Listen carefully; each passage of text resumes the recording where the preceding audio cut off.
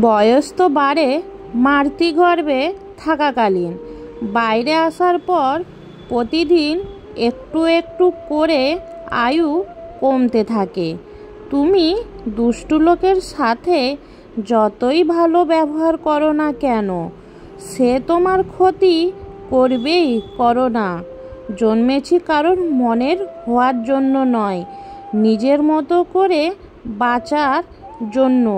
কিছু সম্পর্ক ভাঙার জন্য কোনো কারণ থাকে না, তবু সম্পর্কগুলো নষ্ট হয়ে যায়।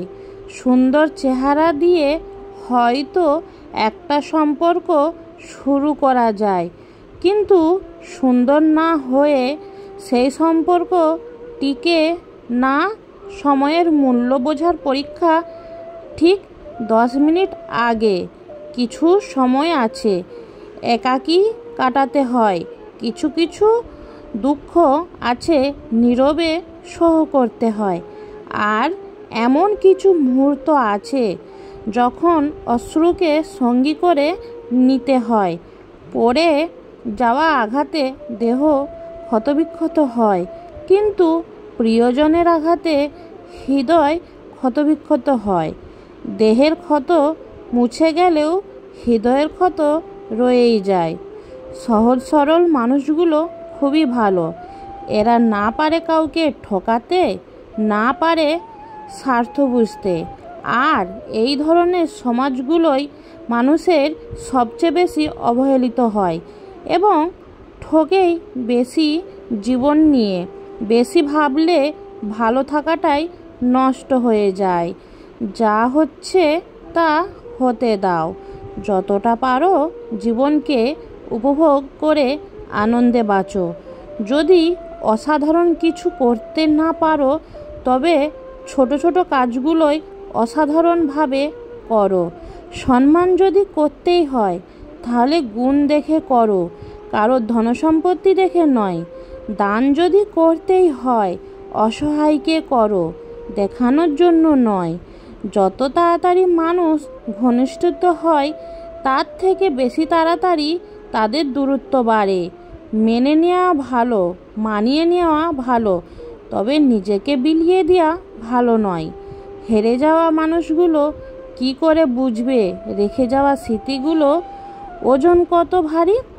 একা বাঁচতে শিখো প্রিয়, কারণ দিন শেষে তুমি ছাড়া তোমার কেউ নেই পৃথিবীতে।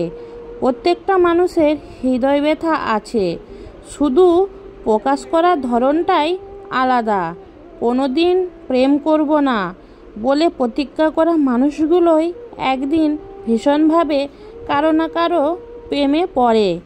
জীবনে যাকে পাওয়া অসম্ভব বেহায়া মনটা তার জন্যই সবচেয়ে বেশি ব্যাকুল হয়। একটা নির্দিষ্ট সময়ের পর বুঝতেই পারবে মৃত ছাড়া কেউ তোমার অপেক্ষায় নেই। নিজেকে এত বড় ভেবো না যে কারোর কাছে মাথা নিচু করতে পারবে না, কারণ একজন স্বর্ণপদক বিজেতাকেও মাথা জোগাতে হয় পথটি গ্রহণ করার জন্য। পাওয়ার আগে এবং হারানোর পর সব কিছুই মূল্যবান। কথা বলার জন্য ফ্রি টাইম নয়, ফ্রি মাইন্ড থাকাটাই বেশি জরুরি। ভালোবাসা প্রকাশ করলে সস্তা হয়ে যায়, আর প্রকাশ না করলে ভালোবাসার মানুষ অন্যের হয়ে যায়। ধনসম্পত্তি নয়, মানুষের জীবনে সবচেয়ে প্রয়োজনীয় জিনিস হলো মানসিক শান্তি। সকাল সকাল 3 জন মানুষের ঘুম থেকে উঠে, 1 মা, 2 যার কাঁধে দায়িত্ব আছে, আর 3 যার স্বপ্ন পূরণের জেদ আছে। সময়ের সাথে পরিস্থিতি বদলে যায়, তাই পরিস্থিতি অনুযায়ী নিজেকে বদলে ফেলাটাই বুদ্ধিমানের কাজ। অসৎ ব্যক্তির মিষ্টি কথা জীবনে অসুখ হয়ে দাঁড়ায়, আর সৎ ব্যক্তির কথা কোথাও ওষুধের মতো কাজ করে। 3টে জিনিস কিছু মানুষের হজম করা খুব কঠিন হয়ে দাঁড়ায়: সহজ কথা, সত্য কথা, আর উচিত কথা। তোমাকে সবাই পছন্দ করবে এটা ভাবা ছেড়ে দাও, কারণ তুমিও নিজেও সবাইকে পছন্দ করো না। পরিস্থিতি মানুষকে বিক্রি করে দেয় সময়ের কাছে। বাস্তবতার নামে কিছু নীরবতা অকারণে হয় না। যন্ত্রণাটাই এমন হয় যে আওয়াজটাই কেড়ে নিয়ে যায়। হাজারো মিল থাকলেও ভুল বোঝাবুঝি হবেই। যতই ভুল বোঝাবুঝি হোক তা মিটিয়ে নিতে হবে, কারণ সম্পর্কটা অনেক দামি। সে কখনো বন্ধু হতে পারে না। সে তোমার সামনে তোমাকেই ভালো বলে পেছনে তোমার নামে বদনাম করে। মানুষ যতই শক্তিশালী হোক না কেন, প্রিয় মানুষটার কাছে এসে সব সময় দুর্বল মায়ায়। এবং পৃথিবীতে সকলে অভিনয় করে, কেউ অপরের সাথে আর কেউ নিজের বিবেকের সাথে। কেউ অন্যের খাবার কেড়ে নিয়ে খুশি হয়, আর কেউ নিজের ভাগ্যের খাবার অন্যকে খাইয়ে খুশি হয়। আসলে পুরো ব্যাপারটাই সংস্কার আর মানসিকতার। যে মানুষটা তোমাকে নিয়ে ভালো থাকতে চায় তাকে একটু ভালোবাসা দিও, দেখবে সে কখনোই তোমায় ছেড়ে যাবে না। যার বিচার আদালত করতে পারে না তার বিচার সময় করে দেয়। তখন কোনো সাক্ষী প্রমাণের প্রয়োজন পড়ে না। মানুষের বিপদে পড়লে সান্ত্বনা দেয়, সঙ্গ দেয় না।